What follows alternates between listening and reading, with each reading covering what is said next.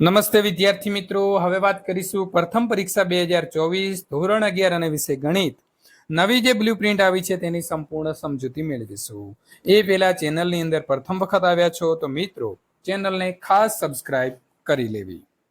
મિત્રો, પ્રથમ પરીક્ષા પ્રશ્નપત્રનું પરિરૂપની વાત કરીએ તો હેતુલક્ષી પ્રશ્નો 15 ગુણના 15, ટૂંક જવાબી પ્રશ્ન 9 માંથી મનગમતા 6, ટૂંક જવાબી પ્રશ્ન એસે 2 પ્રકારના 8 માંથી 5 અને વિસ્તૃત પ્રશ્ન 3 માંથી 2 લખવાના રહેશે. વાત કરી લઈએ પ્રકરણના પ્રમાણે ગુણ, તો પ્રકરણ પહેલું અને બીજું 5 ગુણનું અને ત્રીજામાંથી 10, એમ મળીને યુનિટ 1 20 ગુણનો બનશે. પ્રકરણ 4 7, 5 નંબરનું 5, 6 માં 10 અને 7 નંબરનું પ્રકરણમાંથી 8 ગુણનો એમ યુનિટ 2 જે છે તે 30 ગુણનો રહેશે. આમ ટોટલ આપણા 50 ગુણ રહેશે. યુનિટ દીઠ જે ગુણભાર છે તે બિલકુલ બદલાશે નહીં. હવે વાત કરીશું પ્રશ્નપત્રનું માળખું. સમય 2 કલાકનો અને કુલ ગુણ રહેશે 50. વિભાગ એની વાત કરીએ તો 1 થી 15 પ્રશ્નો. આ વિભાગની અંદર કુલ 15 હેતુલક્ષી પ્રશ્નોનો સમાવેશ થાય છે.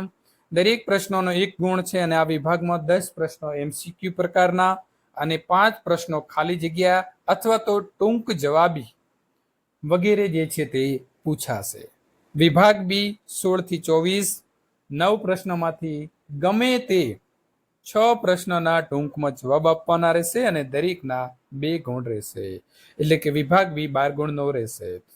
વિભાગ સી પ્રશ્ન નંબર 25 થી 32, 8 પ્રશ્નોમાંથી ગમે તે 5 પ્રશ્નોના મુદ્દાસર જવાબ આપવાના રહેશે અને દરેક પ્રશ્ન 3 ગુણનો રહેશે.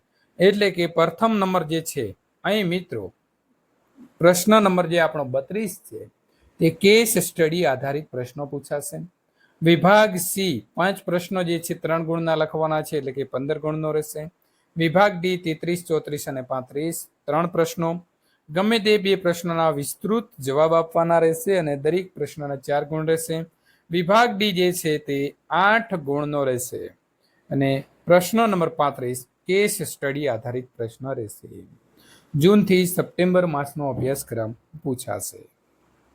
પ્રશ્ન નંબર 48 કેસ સ્ટડી આધારિત પ્રશ્નો છે. મિત્રો અહીં 3 પ્રશ્નો પૂછેલા છે અને ઉપર એક ફકરો આપેલો છે, તો એના આધારે તમારે તેને સોલ્યુશન કરવાનો છે. આને કહેવાશે કેસ સ્ટડી.